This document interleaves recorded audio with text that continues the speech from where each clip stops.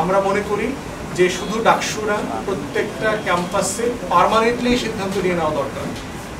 সিদ্ধান্ত নিয়ে ইমিডিয়েটলি প্রত্যেকটা কলেজ বিশ্ববিদ্যালয়ে ছাত্র সংসদ নির্বাচন করার ব্যবস্থা করা দরকার। এবং সেক্ষেত্রে আরেকটা গুরুত্বপূর্ণ বিষয় হচ্ছে যে এই নির্বাচনগুলোকে মানে একটা মডেল ইলেকশনের জায়গা ডেভেলপ করতে হবে এখান থেকে। যে আমি ব্যক্তিগতভাবে মনে করি যে কোনো প্যানেল নির্বাচন হওয়া উচিত না, কোনো দলের কোনো প্যানেল নির্বাচনের উপর ভিত্তি করে হলে এবং সংসদে নির্বাচন হওয়া উচিত না। যেটা হওয়া উচিত সেটা হচ্ছে যে ইস্যু ভিত্তিক ব্যক্তিগতভাবে নির্বাচন করতে হবে।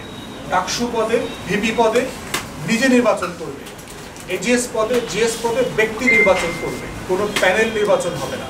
তাহলে যেটা হবে সিন্ডিকেট ডেভেলপ করবে না। প্যানেল দিলেই হচ্ছে একটা ক্রিমিনাল সিন্ডিকেট ডেভেলপ করবে, 15 জন মিলে একটা সিন্ডিকেট করবে, আর 15 জন মিলে একটা সিন্ডিকেট করবে, আর 15 জন মিলে একটা সিন্ডিকেট করবে।